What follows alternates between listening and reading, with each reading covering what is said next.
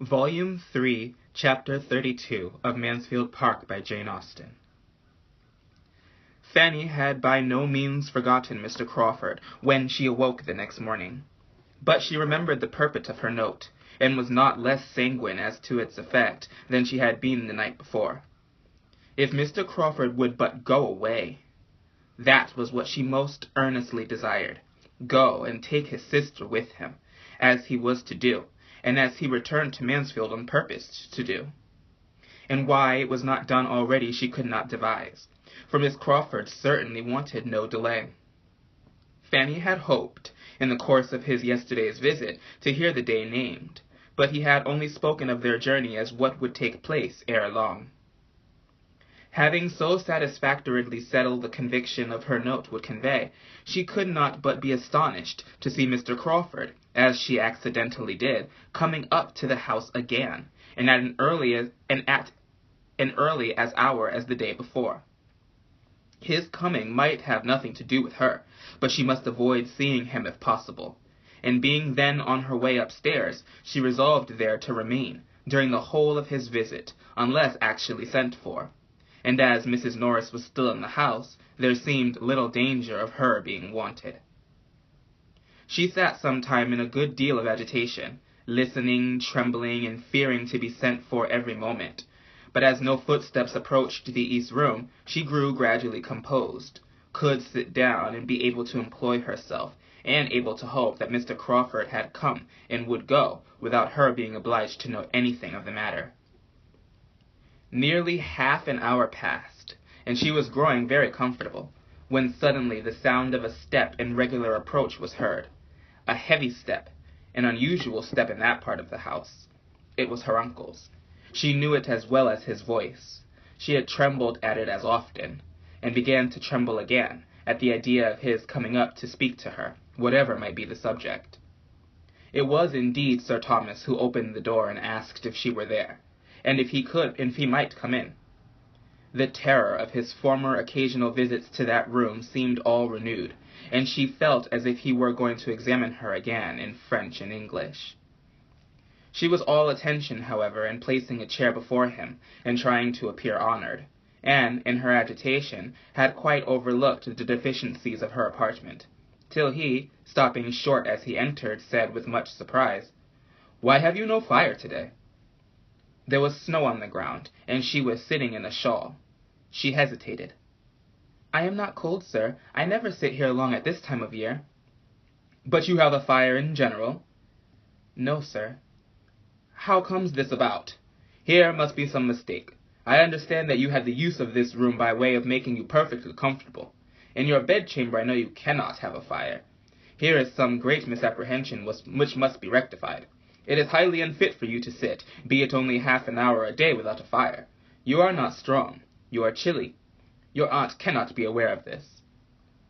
Fanny would rather have been silent, but being obliged to speak, she could not forbear, in justice to the aunt she loved best, by saying something in which my Aunt Norris were distinguishable. "I understand," cried her uncle, recollecting himself, and not wanting to hear more. "I understand.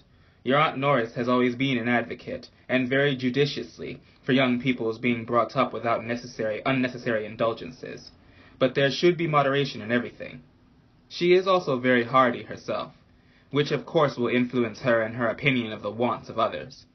And on another account, too, I can perfectly comprehend. I know what her sentiments have always been. The principle was good in itself, but it may have been, and I believe has been, carried too far in your case. I am aware that there has been sometimes, in such points, a misplaced distinction, and I think too well of you, Fanny, to suppose you will ever harbor resentment on that account. You have an understanding which will prevent you from receiving things only in part, and judging partially by the event. You will take in the whole of the past. You will consider times, persons, and probabilities, and you will feel that they were not least your friends who were educating and preparing you for that mediocrity of condition which seemed to be your lot. Though their caution may prove eventually unnecessary, it was kindly meant, and of this you may be assured that every advantage of affluence will be doubled by the little privations and restrictions that may have been imposed. I am sure you will not disappoint my opinion of you by failing at any time to treat your Aunt Norris with the respect and attention that are due to her. But enough of this. Sit down, my dear. I must talk to you for a few minutes, but I will not detain you long." Fanny obeyed, with eyes downcast and color rising. After a moment's pause, Sir Thomas, trying to suppress a smile, went on. "You are not aware, perhaps, that I have had a visitor this morning. I had not been long in my own room after breakfast, when Mr. Crawford was shown in. His errand you may probably conjecture." Fanny's color grew deeper and deeper, and her uncle, perceiving that she was embarrassed to a degree that made either speaking or looking up quite impossible, turned away his own eyes, and without any farther pause proceeded in his account of Mr. Crawford's visit.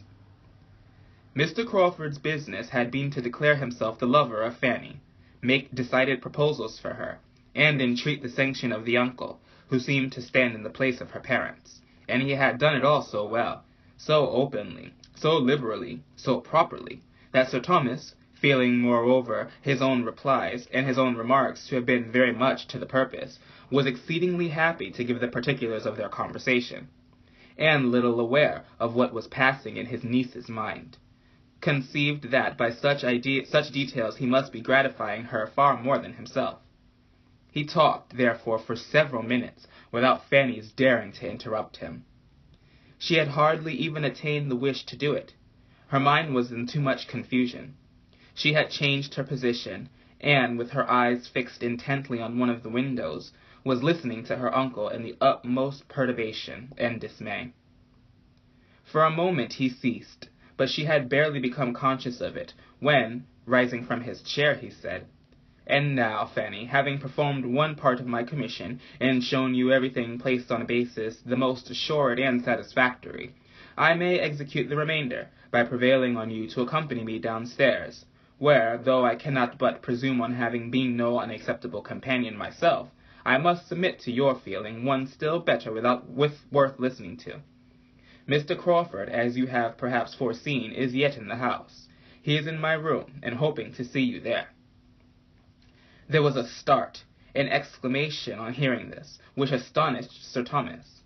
But what was his increase of astonishment on hearing her exclaim, "Oh, no, sir, I cannot. Indeed, I cannot go down to him. Mr. Crawford ought to know. He must know that.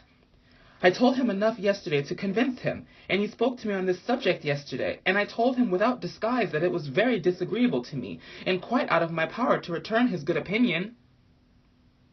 "I do not catch your meaning," said Sir Thomas, sitting down again. "Out of your power to return his good opinion? What is all this? I know he spoke to you yesterday, and, as far as I understood, received as much encouragement to proceed as a well-judging young woman could permit herself to give. I was very much pleased with what I collected to have been your behavior on the occasion. It showed a discretion highly to be commended. But now, when he has made his overture so properly and honorably, what are your scruples now?" "You are mistaken, sir," cried Fanny, forced by the anxiety of the moment even to tell her uncle that he was wrong. "You are quite mistaken. How could Mr. Crawford say such a thing? I gave him no encouragement yesterday. On the contrary, I told him, I cannot recollect my exact words, but I am sure I told him that I would not listen to him, that it was very unpleasant to me in every respect, and that I begged him never to talk to me in that manner again. I am sure I said as much as that and more, and I should have still said more, if I had been quite certain of his meaning anything seriously, but I could not bear to be imputing more than might be intended. I thought it might all pass for nothing with him." She could say no more. Her breath was almost gone. "Am I to understand," said Sir Thomas after a few moments' silence, "that you mean to refuse Mr. Crawford?" "Yes, sir." "Refuse him?" "Yes, sir." "Refuse Mr. Crawford? Upon what plea? For what reason?" I cannot like him, sir, well enough to marry him." "This is very strange," said Sir Thomas in a voice of calm displeasure. "There is something in this which my comprehension does not reach. Here is a young man wishing to pay his addresses to you with everything to recommend him, not merely situation in life, fortune and character, but with more than common agreeableness, with address and conversation pleasing to everybody. And he is not an acquaintance of today. You have not known him some time. You have now known him some time. And his sister, moreover, is your intimate friend, and he has been doing that for your brother, which I should suppose would have been almost sufficient recommendation to you, had there been no other. It is very uncertain when my interest might have got William on. He has done it already. Yes, said Fanny, in a faint voice, and looking down with fresh shame. And she did feel almost ashamed of herself, after such a picture as her uncle had drawn, for not liking Mr. Crawford. You must have been aware, continued Sir Thomas presently. You must have been some time aware of a particularity in Mr. Crawford's manners to you. This cannot have taken you by surprise. You must have observed his attentions, and though you had always received them very properly, I have no accusation to make on that head. I never perceived them to be unpleasant to you. I am half inclined to think, Fanny, that you do not know your own feelings. Oh, yes, sir, indeed I do. His attentions were always what I did not like. Sir Thomas looked at her with deeper surprise. This is beyond me, said he. This requires explanation. Young as you are, and having seen scarcely anyone, it is hardly possible that your affections— He paused and eyed her fixedly.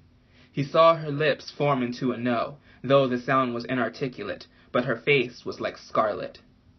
That, however, in so modest a girl, might be very compatible with innocence. In choosing at least to appear satisfied, he quickly added, No, I know that is quite out of the question, quite impossible. Well, there is nothing more to be said. After a few minutes, he did say nothing. He was deep in thought. His niece was deep in thought likewise, trying to harden and prepare herself against farther questioning. She would rather die than own the truth, and she hoped, by a little reflection, to fortify herself beyond betraying it. Independently of the interest which Mr. Crawford's choice seemed to justify, said Sir Thomas, beginning again and very composedly, his wishing to marry at all so early is recommendatory to me. I am an advocate for early marriages, where there are means in proportion, and would have every young man, with a sufficient income, settle as soon as 24 as he can. This is so much my opinion, that I am sorry to think how little likely my eldest son, your cousin Mr. Bertram, is to marry early. But at present, as far as I can judge, matrimony makes no part of his plans or thoughts. I wish he were more likely to fix. Here was a glance at Fanny. Edmund I consider from his dispositions and habits as much more likely to marry early than his brother. He, indeed, is, I have lately thought, seen the woman he could love, which I am convinced my eldest son has not. Am I right? Do you agree with me, my dear? Yes, sir. It was gently but calmly said, and Sir Thomas was easy on the score of the cousins. But the removal of his alarm did his niece no service. As her unaccountableness was confirmed, his displeasure increased. And, getting up and walking about the room with a frown, which Fanny could picture to herself, though she dared not lift her eyes, he shortly afterwards, and in a voice of authority, said, Have you any reason, child, to think ill of Mr. Crawford's temper? No, sir. She longed to add, But of his principles I have.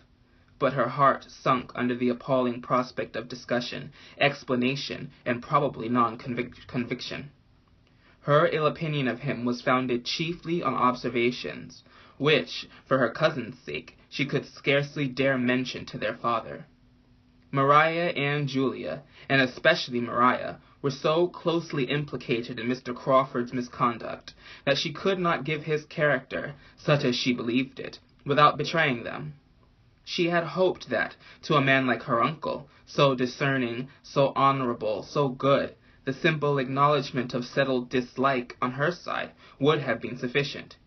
To her infinite grief, she found it was not.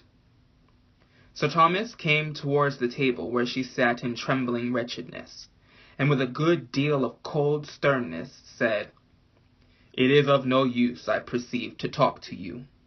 We had better put an end to this most mortifying conference. Mr. Crawford must not be kept longer waiting. I will, therefore, only add, as thinking it my duty to mark my opinion of your conduct, that you have disappointed every expectation I had formed, and proved yourself of a character the very reverse of what I had supposed. For I had, Fanny, as I think my behaviour must have shown, formed a very favourable opinion of you from the period of my return to England. I had thought you peculiarly free from the wilfulness of temper, self-conceit, and every tendency to that independence of spirit, which prevails so much in modern days, even in young women, in which in young women is offensive and disgusting, be all common offence. But you have now shown me that you can be wilful and perverse, that you can and will decide for yourself, without any consideration or deference for those who have surely some right to guide you, without even asking their advice. You have shown yourself very, very different from anything I had imagined. The advantage or disadvantage of your family, of your parents, your brothers and sisters, never seem to have a moment's share in your thoughts on this occasion. How they might be benefited, how they must rejoice in such an establishment for you, is nothing to you. You think only of yourself, and because you do not feel for Mr. Crawford exactly what a young heated fancy imagines to be necessary for happiness, you resolve to refuse him at once, without wishing even for a little time to consider of it, a little more time for cool consideration, and for really examining your own inclinations, and are, in a wild fit of folly, throwing away from you such an opportunity of being settled in life, eligibly, honourably, nobly settled, as will probably never occur to you again. Here is a young man of sense, of character, of temper, of manners, and of fortune, exceedingly attached to you, and seeking your hand in the most handsome and disinterested way. And let me tell you, Fanny, that you may live 18 years longer in the world without being addressed by a man of half Mr. Crawford's estate, or a 10th part of his merits. Gladly would I have bestowed either of my own daughters on him. Maria is nobly married, and had Mr. Crawford sought Julia's hand, I should have given it to him with superior and more heartfelt satisfaction than I gave Maria's to Mr. Rushworth. After half a moment's pause, and I should have been very much surprised had either of my daughters, on receiving the proposal of marriage at any time which might carry with it only half the eligibility of this, immediately and peremptorily, and without paying my opinion or my regard the compliment of any consultation, put a decided negative on it. I should have been much surprised and much hurt by such a proceeding. I should have thought it a gross violation of duty and respect. You are not to be judged by the same rule. You do not owe me the duty of a child. But, Fanny, if your heart can acquit you of ingratitude—" He ceased. Fanny was by this time crying so bitterly that, angry as he was, he would not press that article farther. Her heart was almost broke by such a picture of what she appeared to him, by such accusations, so heavy, so multiplied, so rising in dreadful gradation. Self-willed, obstinate, selfish, and ungrateful. He thought her all this. She had deceived his expectations. She had lost his good opinion. What was to become of her? "I am very sorry," she said inarticulately through her tears. "I am very sorry indeed." "Sorry? Yes, I hope you are sorry, and will probably have reason to be long sorry for this day's transactions." "If it were possible for me to do otherwise," said she, with another strong effort, "but I am so perfectly convinced that I could never make him happy, and that I should be miserable myself." Another burst of tears. But in spite of that burst, and in spite of that great black word miserable, which served to introduce it, Sir Thomas began to think a little relenting, a little change of inclination, might have something to do with it, and to augur far favourably from the personal entreaty of the young man himself. He knew her to be very timid, and exceedingly nervous, and thought it not probable that her mind might be in such a state as a little time, a little pressing, a little patience, and a little impatience, a judicious mixture of all on the lover's side, might work their usual effect on. If the gentleman would but persevere, if he had but love enough to persevere. Sir Thomas began to have hopes, and these reflections having passed across his mind and cheered it, "Well," said he in a tone of becoming gravity, but of less anger, "well, child, dry up your tears. There is no use in these tears. They can do no good. You must now come downstairs with me. Mr. Crawford has been waiting too long already. You must give him your own answer. We cannot expect him to be satisfied with less. And you only can explain to him the grounds of that misconception of your sentiments, which, unfortunately for himself, he certainly has imbibed. I am totally unequal to it." But Fanny showed such reluctance, such misery at the idea of going down to him, that Sir Thomas, after a little consideration, judged it better to indulge her. His hopes from both gentlemen and ladies suffered a small depression in consequence, but when he looked at his niece, and saw the state of feature and complexion which her crying had brought her into, he thought there might be as much lost as gained by an immediate interview. With a few words, therefore, of no particular meaning, he walked off by himself, leaving his poor niece to sit and cry over what had passed, with very wretched feelings. Her mind was all disorder. The past, present, future, everything was terrible. But her uncle's anger gave her the severest pain of all. Selfish and ungrateful. To have appeared so to him. She was miserable forever. She had no one to take her part, to counsel, or speak for her. Her only friend was absent. He might have softened his father. But all, perhaps all, would think her selfish and ungrateful. She might have to endure the reproach over again and again. She might hear it, or see it, or know it to exist forever in every connection about her. She could not but feel some resentment towards Mr. Crawford. Yet, if he really loved her, and were unhappy too, it was all wretchedness together. In about a quarter of an hour, her uncle returned. She was almost ready to faint at the sight of him. He spoke calmly, however, without austerity, without reproach, and she revived a little. There was comfort, too, in his words, as well as his manner, for he began with, "Mr. Crawford is gone. He has just left me. I need not repeat what has passed. I do not want to add to anything you may now be feeling, by an account of what he has felt. Suffice it, that he has behaved in the most gentlemanlike manner, and generous, and he has confirmed me in the most favorable opinion of his understanding, heart, and temper. Upon my representation of what you were suffering, he immediately, and with the greatest delicacy, ceased to urge to see you for the present." Here Fanny, who looked up, looked down again. "Of course," continued her uncle, "it cannot be supposed but that he should request to speak with you alone, be it only for 5 minutes, a request too natural, a claim too just to be denied. But there is no time fixed, perhaps tomorrow, or whenever your spirits are composed enough. For the present, you have only to tranquilize yourself.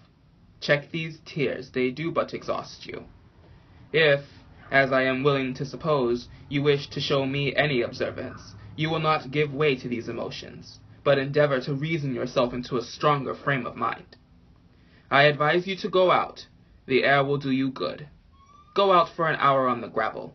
You will have the shrubbery to yourself, and will be the better for air and exercise. And Fanny," turning back a moment, "I shall make no mention below of what has passed. I shall not even tell your Aunt Bertram. There is no occasion for spreading the disappointment. Say nothing about it yourself." This was an order to be most joyfully obeyed. This was an act of kindness which Fanny felt at her heart. To be spared from her Aunt Norris's interminable reproaches. He left her in a glow of gratitude. Anything might be bearable rather than such reproaches. Even to see Mr. Crawford would be less overpowering. She walked out directly, as her uncle recommended, and followed his advice throughout as far as she could. Did check her tears, did earnestly try to compose her spirits and strengthen her mind. She wished to prove to him that she did desire his comfort, and sought to regain his favor. But he had given her another strong motive for exertion, in keeping the whole affair from the knowledge of her aunts. Not to excite suspicion by her look or manner was now an object worth attaining, and she felt equal to almost anything that might save her from her Aunt Norris. She was struck, quite struck, when, on returning from her walk and going into the east room again, the first thing which caught her eye was a fire, lighted and burning. A fire! It seemed too much. Just at the time to be giving her such an indulgence was exciting even painful gratitude. She wondered that Sir Thomas could have leisure to think of such a trifle again. But she soon found, from the voluntary information of the housemaid who came in to attend it, that so it was to be every day. Sir Thomas had given orders for it. "I must be a brute indeed if I can be really ungrateful," said she in soliloquy. "Heaven defend me from being ungrateful." She saw nothing more of her uncle, nor of her Aunt Norris, till they met at dinner. Her uncle's behavior to her was then as nearly as possible what it had been before. She was sure he did not mean there should be any change, and that it was only her conscience that could fancy any. But her aunt was soon quarrelling with her, and when she found how much and how unpleasantly her having only walked out without her aunt's knowledge could be dwelt on, she felt all the reason she had to bless the kindness which saved her from the same spirit of reproach exerted on a more momentous subject. "If I had known you were going out, I should have got you just to go as far as my house with some orders for Nanny," said she, "which I have since, to my very great inconvenience, been obliged to go and carry myself. I could very ill spare the time, and you might have saved me the trouble if you only would have been so good as to let us know you were going out. It would have made no difference to you, I suppose, whether you had walked in the shrubbery or gone to my house." "I recommended the shrubbery to Fanny as the driest place," said Sir Thomas. "Oh," said Mrs. Norris, with a moment's check, "that was very kind of you, Sir Thomas, but you do not know how dry the path is to my house. Fanny would have had quite a good walk there, I assure you, with the advantage of being some use in obliging her aunt. It is all her fault. If she would have but let us know that she was going out. But there is a something about Fanny, I have often observed it before. She likes to go her own way to work. She does not like to be dictated to. She takes her own independent walk whenever she can. She certainly has a little spirit of secrecy and independence and nonsense about her, which I would advise her to get the better of." As a general reflection on Fanny, Sir Thomas thought nothing could be more unjust, though he had been so lately expressing the same sentiments himself, and he tried to turn the conversation, tried repeatedly before he could succeed, for Mrs. Norris had not the discernment enough to perceive, either now or at any other time, to what degree he thought well of his niece, or how very far he was wishing to have his own children's merits set off by the depreciation of hers. She was talking at Fanny, and representing this private walk half through the dinner. It was over, however, at last, and the evening set in with more composure to Fanny, and more cheerfulness of spirits than she could have hoped for so stormy a morning. But she trusted, in the first place, that she had done right, that her judgment would not mislead her. For the purity of her intention she could answer, and she was willing to hope, secondly, that her uncle's displeasure was abating, and would abate farther as he considered the matter with more impartiality, and felt, as a good man must feel, how wretched, and how unpardonable, how hopeless, and how wicked it is to marry without affection. When the meeting with which she was threatened for the morrow was past, she could not but flatter herself that the subject could be finally concluded, and Mr. Crawford, once gone from Mansfield, that everything would soon be as if the subject had not existed. She could not believe that Mr. Crawford's affection for her could distress him long. His mind was not of that sort. London would soon bring its cure. In London he would soon learn to wonder at his infatuation, and be thankful for the right reason in her which had saved him from its evil consequences. While Fanny's mind was engaged in these sort of hopes, her uncle was, soon after tea, called out of the room, an occurrence too common to strike her, and she thought nothing of it, till the butler reappeared 10 minutes afterwards, and advancing decidedly towards herself, said, "Sir Thomas wishes to speak with you, ma'am, in his own room." Then it occurred to her what might be going on. A suspicion rushed over her mind which drove the color from her cheeks, but instantly rising, she was preparing to obey, when Mrs. Norris called out, "Stay, stay, Fanny, what are you about? Where are you going? Don't be in such a hurry. Depend upon it, it is not you who are wanted. Depend upon it, it is me," looking at the butler. "But you are so very eager to put yourself forward. What should Sir Thomas want you for?" "It is me badly, you mean. I am coming this moment. You mean me badly, I am sure. Sir Thomas wants me, not Miss Price." But badly was stout. "No, ma'am, it is Miss Price. I am certain of its being Miss Price."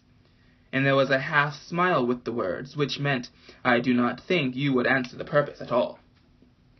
Mrs. Norris, much discontented, was obliged to compose herself to work again, and Fanny, walking off in agitated consciousness, found herself, as she anticipated, in another minute alone with Mr. Crawford.